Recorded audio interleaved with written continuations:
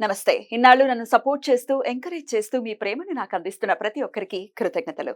అలాగే ఈ వీడియో కూడా ఖచ్చితంగా మీకు ఉపయోగపడుతుంది. లైక్, షేర్ అండ్ సబ్స్క్రైబ్ చేసి మీ సపోర్ట్‌ని నాకు అందించండి. అలాగే ఈ వీడియో పట్ల మీకున్న అభిప్రాయాన్ని కామెంట్ సెక్షన్‌లో కామెంట్ చేసి తెలియజేయండి. ఇప్పుడు వీడియోని చూద్దాం. నమస్తే, వెల్కమ్ టు అవర్ ఛానల్. నేను పద్మిని. ప్రస్తుతంతో పాటు ప్రముఖ ఆధ్యాత్మికవేత్త, జ్యోతిష పండితులు, హస్త సాముద్రిక నిపుణులు వైవిఎస్ఎస్ గిరిరావు గారు మనతో పాటు ఉన్నారు. మాట్లాడదాం. సార్ నమస్కారం అండి. నమస్తే అమ్మా. మన ఇళ్లలోకి రకరకాల క్రిములు, లేకపోతే కీటకాలు, లేకపోతే పక్షులు ఏవో వస్తూనే ఉంటాయి. ఎందుకంటే అందరం కలిసే ఉండాలి కదా. వాటి ప్లేస్ ని కూడా ఆక్రమించేసి అడవుల్లో కూడా ఇల్లు కట్టేసుకుంటే మరి పాములు ఇంట్లోకి వస్తాయి. మరి ఏం చేస్తాం, రాకుండా ఎందుకుంటాయి. అయితే కొన్ని మాత్రం ఖచ్చితంగా అశుభం, ఖచ్చితంగా శాస్త్రం కూడా చెప్తూ ఉంది. అది మరి దానికి సైన్స్ కూడా రిలేట్ అయ్యే ఉంటుంది. ఇప్పుడు గబ్బిలం ఇంటికి లోపలికి వస్తోంది అని అంటే చీకటి ఉంది లేదా చెత్త ఉంది అని ఏదో సైంటిఫిక్ రీజన్ ఖచ్చితంగా ఉంటుంది. కొన్ని శుభ సూచకాలు కూడా ఉంటూ ఉంటాయి. ఈ రెండింటిని ఒకసారి చెప్పండి. ఏవి మన ఇళ్లలోకి లోపలికి వచ్చేస్తే అశుభం, ఏది వస్తే శుభం అనేది ఒకసారి. ఇక్కడ శకున శాస్త్రం అంటే ఏంటి? ప్రధానంగా ఒకటేమో ఏదైనా కొత్త వస్తువు కొనేటప్పుడో, కొత్త ఇంటికి వెళ్ళేటప్పుడో, కొత్త చూసేటప్పుడో, లేకపోతే కొత్త సంబంధాలు కుదుర్చుకునేటప్పుడో, లేకపోతే ఏదైనా పని మీద బయటకు వెళ్ళేటప్పుడు అదొకటి. అలాగే ప్రయాణాల్లో మనం బయలుదేరి వెళ్తూ ఉంటాం కదా. వెళ్తూ ఉన్నప్పుడు వచ్చేటువంటి ఎదురు వస్తే మంచిదని ఉంది. దాంతోపాటు మీరు చెప్పినట్టుగా మన ఇంట్లో మనం ఉన్నప్పుడు మన ఇంట్లోకి అనుకోకుండా కొన్ని రావడం జరుగుతుంటుంది. ఇవి మనకి పక్షుల రూపంలో ఉండొచ్చు, జంతువుల రూపంలో ఉండొచ్చు, క్రిమి కీటకాదుల రూపంలో ఉండొచ్చు. అంటే ఏంటంటే మనకి పిపీలకాది బ్రహ్మ పర్యంతం అంటారు. ఈ బ్రహ్మ అనేది హైయెస్ట్. అందులో సంస్కృత శ్లోకంలో వేదంలో చెప్తే పిపీలకం. పిపీలకం అంటే ఏంటంటే చీమ. అదే చీమ అంటే చీమని కూడా మన పౌరాణికంలో ఐడెంటిఫై చేశారు అని చెప్తున్నారు. ఇప్పుడు ఏంటంటే మామూలుగా ఐహికాన్ని మిగతా వాటిలో చెప్పేటప్పుడు ఇది పౌరాణికమైన ఆధారం ఏదైనా ఉందా శ్లోకం చెప్పి ప్రామాణికం ఏంటంటారు కదా. పిపీలకాది బ్రహ్మ అంటే చీమని ఐడెంటిఫై చేసి చెప్పడం జరిగింది అక్కడ. ఈ పిపీలికంలో ఏంటంటే మీకు ఈ మీరు చెప్పినట్టుగా ఈ గబ్బిలా లోపలికి వస్తాయి ఏంటంటే బాగా వాతావరణంలో పొల్యూటెడ్ ఉన్నప్పుడు మాత్రమే అక్కడ అంటే ఆక్సిజన్ దొరకనటువంటి అంటే అలా ఉన్నటువంటి పీరియడ్లో బాగా క్లోజ్ చేసేసేసి పాడుబడిన ఇళ్లలోకి వస్తాయి. కానీ మీకు గుడ్లగూబ అని ఉంది. గుడ్లగూబ ఈ పాడుబడి ఆవాసం కోసం రాదు. మీకు నేను లైఫ్లో కూడా నేను చూశాను, 2 ఇన్సిడెంట్స్ చూశాను. అనుకోకుండా గనక గుడ్లగూబ ఇంటిలోకి వచ్చి గనక వెళ్ళిపోతే, జస్ట్ అలా ఎగురుకుంటూ వచ్చి ఇంట్లోకి వచ్చి వెళ్ళిపోతే, ఆవరణ లోపలికి అంటే కాంపౌండ్ వాళ్ళ లోపలికి కనుక వచ్చి వెళ్ళిపోయిందంటే మరణము ధ్రువం. ఖచ్చితంగా మీకు వితిన్ 6 months లో ఆ ఇంట్లో మీకు మరణం అనేది జరుగుతుంది. అంటే నేను ప్రాక్టికల్గా ఏంటంటే పుస్తకాలు చదివినప్పుడు వేరును, నేను ప్రాక్టికల్గా నేను దర్శిలో ఉండగా నాకు ఉపనయనం కొత్తల్లో నాతో ఒకటి ఉపనయనం చేసుకున్నారు. ఒకళ్ళు వాళ్ళ ఇంట్లోకి వచ్చి వెళ్ళిందంటే మా నాన్నగారు సరే నాన్న ఏదో అసంపక్షం చేసుకో ఏదో చేసుకో అని చెప్పారు. కానీ వితిన్ 6 months ఆయన ఇంట్లో చూశాను. తర్వాత నాకు నా లైఫ్లో జరిగింది మా ఇంట్లో కూడా మా అపార్ట్మెంట్లోకి వచ్చి వెళ్ళినప్పుడు నేను చూశాను, నా కళ్ళతో చూశాను. మా ఇంట్లోకి వచ్చి వెళ్ళిన తర్వాత ఏంటంటే నేను అనుకున్నాను, నేను అంటే జనరల్గా ఏంటంటే మనసు ఆలోచిస్తుంది కదా, అంటే ఇంకో ఎవరో అనారోగ్యంతో ఉన్నారు పెద్దవాళ్ళు ఉన్నారులే అనుకున్నాను. కానీ మా ఇంట్లోనే జరిగింది కనుక ఏంటంటే అది ఇలా ఉంటుంది. అంటే కొన్ని అది అపశకునం అనమాట. గుడ్లగూబ లేకపోతే గబ్బిలమా అండి? గబ్బిలం కాదు, గుడ్లగూబే. చాలా రేర్ గా కనిపిస్తుంది. ఎందుకంటే ఇప్పుడు ఇవన్నీ శకున శాస్త్రంలో ప్రధానంగా చూసుకోవాల్సింది ఏంటంటే రెగ్యులర్ గా రొటీన్ గా ఉన్నవి కాదు. అంటే రెగ్యులర్ గా గుడ్లగూబ తిరుగుతుంది అనుకోండి, అసలు మనకి గత 30 ఏళ్ళలో 20 ఏళ్లలో ఇప్పుడు గుడ్లగూబ మనం చూసుండం. అట్లాంటిది ఆవాసాలు అంటే అపార్ట్మెంట్ ఇల్లు మన దగ్గరికి వచ్చి లోపలికి కాంపౌండ్ వాళ్ళ లోపలికి వచ్చి రావడం అనేది ఏంటంటే అది ఇండికేషన్. అట్లాగే మీకు శుభశకునానికి వచ్చేసరికి ఈ పిపీలకి ఉన్నాను చూసారా, నల్లచీమలని. ఈ నల్లచీమలు చాలా శుభప్రదం. అంటే మీకు ఇందులో కూడా క్లియర్ గా చెప్తున్నాను.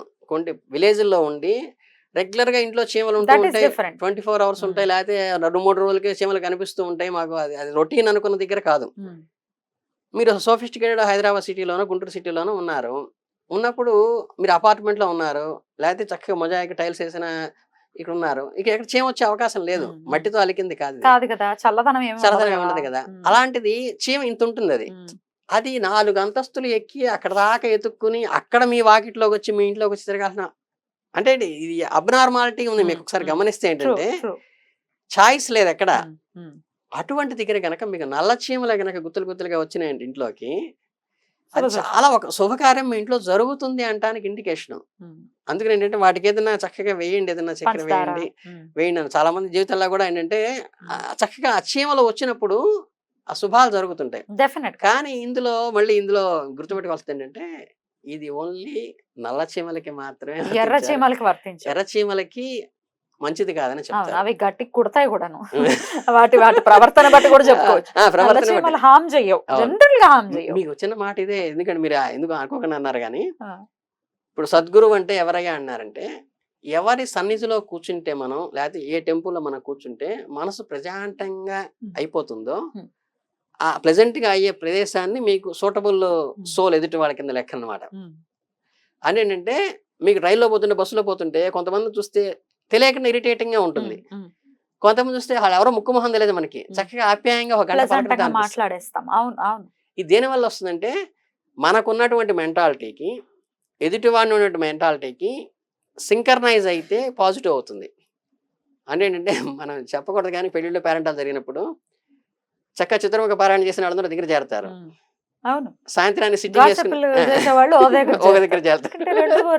రెండు పక్షులు ఒక గూటికి వెళ్లే పక్షులు కాదు ఇవి. అందుకంటే సాత్విక ఆరాధనలో నిత్యానుష్ఠానం చూసిన వాళ్ళకి కొంతమంది చూడగానే ఇరిటేషన్ కలగటానంటే వాళ్ళ వ్యక్తిత్వం మనకి సూట్ కాదు.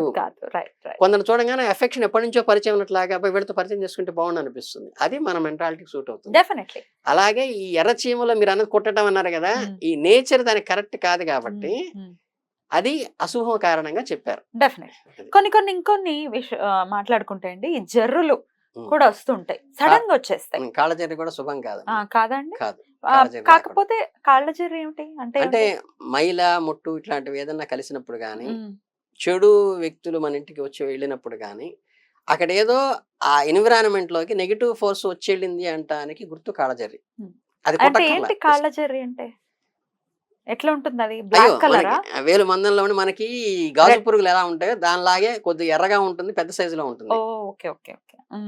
ఎర్రగా ఉండే జర్రి, ఎర్ర జర్రి ఉంటుంది కదా, కాళ్ళ జర్రి. మీరు ఎప్పుడు చూడలేదా? ఊర్లలో చూసేవాళ్ళం. బ్లాక్ కలర్ ఉంటుంది కదా, బ్లాక్ కలర్ జెల్లీ, తేలు బ్లాక్ కలర్, బ్లాక్ కలర్ తో ఒక క్రీచర్ ఉంటుంది, జర్రి లానే ఉంటుంది, కాళ్ళు. అదేలేండి, జర్రి ఏంటంటే బ్లాక్ అంటే కాదు, మనకి రెడ్ కలర్ లో ఉండేది జర్రి కదా, కాఫీ కలర్ గానీ లేకపోతే ఎర్ర కలర్ గానీ జర్రి. అండ్ అది కుడుతుంది కూడా, కుడుతుంది అంటే కంప్లీట్ విషం ఎక్కి చనిపోడు గానీ మొత్తం పెయిన్ వచ్చేసి విలవిల్లాడిపోతుంది. చాలా పెయిన్ వస్తుంది. తేలు కొడితే ఎలా అంత పెయిన్ వస్తుందో అంత పెయిన్ వస్తుంది. అమ్మ బాబాయ్, అది కూడా మంచిది కాదు. కాకపోతే దాన్ని లక్ష్మీదేవి అని అంటారు. చంపద్దు, దాన్ని తీసి బయటపడేయండి, దాన్ని చంపద్దు. కానీ చాలా ఫాస్ట్ గా నడుస్తుంది. అమ్మో, చాలా ఫాస్ట్. దాన్ని క్యాచ్ చేయడం కష్టం. అంటే ఏంటంటే పరిస్థితులు, ఇప్పుడు గట్టిగా పాము వచ్చింది అనుకోండి, పామును కూడా చంపకూడదు అంటారు అనుకోండి. నేను 2-3 సార్లు చేశాను అవి. ఒక చెక్కపెట్ట మీదకి వస్తే మాకు నెల్లూరులో ఆత్మకూరులో ఉండగా చక్కగా అలా పట్టుకున్నాను, అది ఇలా తీగుతుంది, ఏ రోజు ఇచ్చేస్తో తెలియదు. నాకు 4 గదులు వరుసగా బారుగా ఉంటాయి మాకు. అలా ఆ పెట్టి అలాగే పట్టుకున్నాను, నా వంక చూస్తుంది, దాని వంక నేను చూస్తున్నా, అలా పెట్టి పట్టుకునే ముందు వాటిలో దాకా వచ్చి అలా పడేసాను. అట్లాగే మేము ఏమది కట్లపాము అది అలా చూస్తుంది. అంటే యాక్చువల్ గా యాజ్ ఎ జువాలజీ స్టూడెంట్ గా మనం అంటే దానికి భయం ఉంటుంది. అదంటే మనకి భయం ఉంటుంది. మనం పెట్టె పట్టుకొచ్చేటప్పుడు మీకు అంటే యాజ్ జువాలజీ స్టూడెంట్ చెప్తున్నాను, దానికి ఇయర్స్ వినిపించవు, ఓన్లీ వైబ్రేషన్, నేల మీద కలిగే వైబ్రేషన్. అంటే మనం పెట్టె పట్టుకొచ్చేటప్పుడు కనుక మన గడగడ వణుకుతూ కనుక మన వైబ్రేషన్ దానికి వెళ్ళిందంటే అది ఫెరోషియస్ అవుతుంది. అంటే ఇక్కడ అలజడి జరుగుతుందో నాకు ఇబ్బంది కలుగుతుందని. ఇంకోటి ఏంటంటే ఫండమెంటల్ గా నేను లైఫ్ లో అనుభవించింది, ఒక కుక్క కానీ, జంతువు కానీ, పులి కానీ, సింహం కానీ, తేలు కానీ, పాము కానీ, ఇవన్నీ ఏంటంటే అంటే మన అబ్జర్వ్ చేస్తూ కంటిన్యూ మనం అబ్జర్వ్ చేసేవి మనకి ప్రేమగా అఫెక్షన్తో, అబ్బా కుక్క పిల్ల భలే ఉందిరా, ఇదేంటి ఇక్కడ పడుకుంది అంటే అది తోకాపుకుంటూ వస్తుంది, ఇదేంటి ఇక్కడ వస్తుంది కరుస్తుందేమో అని భయపడుతూ వణుకుతూ వెళ్తే అది ఆటోమేటిక్ గా రైజ్ అవుతుంది. అదే కుక్క అదే వీధిలో, ఇది ప్రాక్టికల్ గా ఉంటుంది. అలా నేను పట్టుకుని వెళ్ళిపోయి. అట్లాగే నేను యజ్ఞానికి వెళ్తాం మేము జనవరికి సంక్రాంతికి రాజమండ్రి దగ్గర. అక్కడ కూడా ఒకసారి దీంట్లోకి వస్తే మనకి శారీ బట్టలు ఉంటాయి కదా, బాబోయ్, అందులో ఉందా? దాంట్లోకి ఆ అట్టపెట్టి ఒకటి కాళ్ళెత్తి తీసుకుని ఇలా పెట్టి ఆ బాత్రూమ్ దగ్గరికి వెళ్తే అందులోకి ఎక్కేసింది. అలా పట్టుకెళ్ళి పారేసి అది 2000 మంది జనాల మధ్యలో తీసుకెళ్ళి బాబోయ్. తీసుకెళ్ళి కార్ల దగ్గరికి వెళ్ళి అక్కడ పడేసింది. డెఫినెట్ గా హర్ట్ అంటే చేయకూడదు. చేయకూడదు. మరి పాములు రావడం దేనికి సంకేతం అనుకోవచ్చు ఇంట్లో? పాములు రావడం అంటే ఇవి విష సర్పాలు ఏవి కూడా విషపూరితమైనవి కాదంట. కాకపోతే ఏంటంటే మీకు మొన్న ఒకసారి సాయిబాబా గురించి చెప్పినట్టు చెప్పాను కదా, అవి మనకి హామ్ చేయకుండా అవి వచ్చేసి ఇప్పుడు నేను పెట్టి తీసుకెళ్ళానంటే హామ్ చేసేదైతే అసలు ఇంత ఫెరోషియస్ గా పెట్టి మీదకి చెయ్యి వెళ్ళటంతోనే జమ్మని లేస్తుంది అది. అలా లేవకుండా ఏదైతే ఉంటుందో అది మంచిదే తప్పితే విష సర్పాలు ఏంటంటే విష పురుగులు గానీ విష సర్పాలు గానీ మంచిది కాదని చెప్తారు. మనకేదన్నా మనకి ఇలవేలుకున్నప్పుడు గానీ నాగేంద్ర స్వామి నాకేంటంటే చిన్నప్పటి నుంచి పుట్ట పాలు పోసేవాడు. ఒకసారి ఆ సంవత్సరం ఎందుకు పోయిలా, నేను చక్కగా నడుచుకుంటూ వెళ్తున్నాను ఇలాగూ, ఇలా రోడ్డుకి అడ్డంగా వస్తుంది, అది వెళ్తుంది కదా అని కాసేపు ఆగా, ఆ చివరికి వెళ్ళింది పొదల్లోకి వెళ్ళా, మళ్ళీ ఇలా వచ్చింది. అలా దాదాపు ఒక 5 నిమిషాల్లో బాబాయ్ మనకి దారికి అడ్డం వస్తుంది, ఆపుతోంది తప్పితే మన జోలికి రావట్లేదు. గుర్తు చేస్తోంది అనుకోవచ్చు. అది అవి రికలెక్ట్ చేస్తున్నాయి, మీకు ఏదో చెప్పాలని సందేశం ఇవ్వాలని రికలెక్ట్ చేస్తున్నాయి అని. అది మనం గమనించుకుంటూ వెళ్ళాలి. అందుకని ఏంటంటే అట్లాగేదంటే శుభకరమైనటువంటి మంగళప్రదమైన పూలు కానీ పళ్ళు కానీ ఏమైనా తేటం కానీ పాలపిట్ట లాంటివి కనిపించడం కానీ శుభకరమైనవి కనిపిస్తే ఏంటంటే మంచిది. ఇట్లా విషపి పురుగులు గాని కళజరి గాని లేదా ఇంకోటి నల్లులు కూడా, నల్లులు మంచిది లేదు వస్తుంటే మా ఇంట్లో కూడా, అంటే దానివల్ల కీడు స్పష్టంగా తెలుస్తుంటుంది. మిడతలు గాని చిట్టువలు అంటారు, వైట్ ఫైర్స్ అంటారు, అలాంటివి కానీ ఏంటంటే అవి ఏంటంటే అశుభానికి కారణం, రాకూడదు. అది మనం గమనించుకుని ఏంటంటే ఇండికేషన్ గా తీసుకోవాలి. ఈ మధ్య కాలంలో ఫ్లోర్స్ తో లేకపోతే వీటితో సంబంధం లేకుండా ఏలుగు పాములు అని అంటారు కదా, ఎర్త్ వామ్స్, అవి కూడా వస్తున్నాయి లోపల బాత్రూమ్స్ లోను ఉండటం, అవి పిల్లలు పెట్టడం బాత్రూమ్స్ లోనే ఉండటం. దీన్ని ఎలా అనుకోవచ్చు అండి? ఎర్త్ వామ్స్ యాక్చువల్ గా హార్మ్ఫుల్ కాదు. మీకేంటంటే అదే చెప్పేది, ఒక వ్యక్తి వీడు దుర్మార్గం పనులు చేసేవాడా లేకపోతే దైవారాధన చేసుకుంటూ నిత్యానుష్ఠానం చేస్తూ 10 మందికి మంచి మాటలు చెప్పేవాడా అనేది మనకి ఎదురైన ఇన్సిడెంట్ బట్టి ఎర్త్వామ్ యొక్క కల్చర్ ఏంటి, యాక్చువల్ గా గుల్లం చేస్తుంది, నేలని సారవంతం చేస్తుంది. అంటే ఎంత సారవంతం చేస్తుందంటే ఒక పలుగో పారాయసి దాని దేహాన్ని 2 ముక్కలుగా నరుకుదామని చూసినప్పటికీ కూడా మిగిలిన దేహంతో సారవంతమే చేస్తుంది తప్పితే వాడి మీద ప్రతీకారం తెచ్చుకోదు. మంచిదే అయితే పాపం. దాన్ని కూడా హార్మ్ చేయకూడదు. అందుకని ఏంటంటే మీరు ఏదైతే గనక శుభ లక్షణాలు ఉంటాయో అవి మనకి శుభకరము అని తీసుకోవాలి. దాని నేచర్ బట్టి మనుషులు కూడా అంతే, నేచురల్ గా అర్థం చేసుకోవచ్చు. మనకి ఎటువంటి మనుషులు కొత్తగా పరిచయం అవుతారో, కొత్తగా మన ఇంటికి అనుకోకుండా ఎవరెవరు వస్తున్నారని వాళ్ళ నేచర్ ని బట్టి మనకి శుభం మూమెంట్ జరగబోతుంది, అశుభం జరగబోతుంది అర్థమే. అది ఇండికేషన్ గా తీసుకుని గమనించుకుంటే ఆటోమేటిక్ గా మన సోల్ ఎటు వెళ్తుంది అనేది మనకు అర్థమవుతుంది. చాలా బ్యూటిఫుల్ గా ఎక్స్ప్లెయిన్ చేశారండి, కృతజ్ఞతలు. చాలా సంతోషం.